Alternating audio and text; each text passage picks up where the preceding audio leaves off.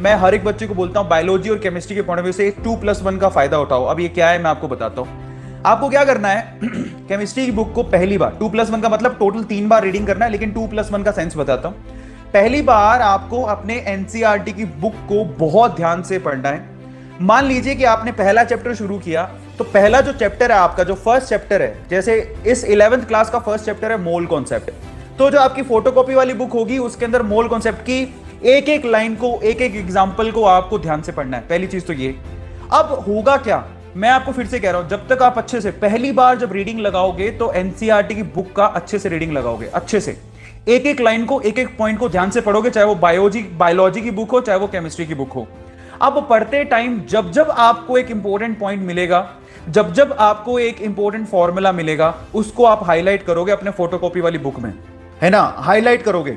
तो पहली बार का रिवीजन आपका कैसा होना चाहिए? पहली बार का रिवीजन बहुत ही आराम से, शार्पली एक एक लाइन को आपको पढ़ना है और वहां पर जो फॉर्मूला दिया हुआ है उसको हाईलाइट करना है, जो इंपॉर्टेंट लाइन दी हुई है उसको हाईलाइट करना है, जिससे जब दोबारा पढ़ोगे, 2+1 का मतलब आपको दूसरी बार भी रीड करना है, जब दोबारा पढ़ोगे तो आप सिर्फ उन पॉइंट्स को पढ़ोगे।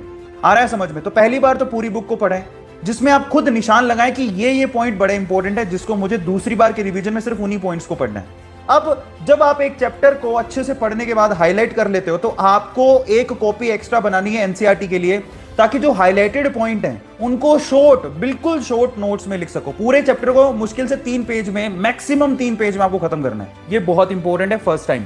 अब जब आपका चैप्टर खत्म हो जाए तो इसके साथ एक्सरसाइज गिवन होती है। मैं आपको एक बात बता देता हूं, अगर हम लोग एक्सरसाइज की बात करें तो बायो के पॉइंट ऑफ व्यू से तो मोर देन इनफ है आपकी एक्सरसाइज।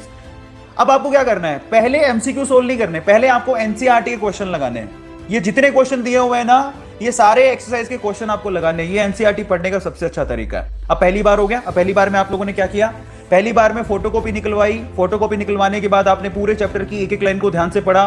पूरे चैप्टर की एक एक लाइन को ध्यान से पढ़ने के बाद आपने क्या किया, हाईलाइटर से वो जो इंपॉर्टेंट पॉइंट थे उनको हाईलाइट किया।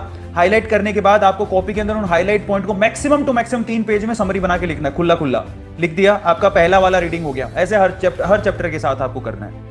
अब दूसरी रीडिंग में क्या करना है आपको, जरा ध्यान से समझिएगा। अब सेकंड 2+1 है तो दूसरी रीडिंग में क्या करना है, जो हाईलाइटेड पॉइंट थे, ठीक है, उनको ही, सिर्फ उनको आपको दूसरी बार में रीड करना है, हाईलाइटेड पॉइंट को, और फिर आपके एक्सरसाइज के क्वेश्चन और एमसीक्यूज दोबारा करने हैं। साथ ही साथ आपको क्या करना है, जो समरी आपने 3 पेज में बनाई थी, अब आपको वही समरी सिर्फ 1 पेज में खत्म करनी है। जो थर्ड टाइम रीडिंग लगानी है आपको, तीसरी बार एनसीईआरटी की, वो लगानी है एग्जाम के पास।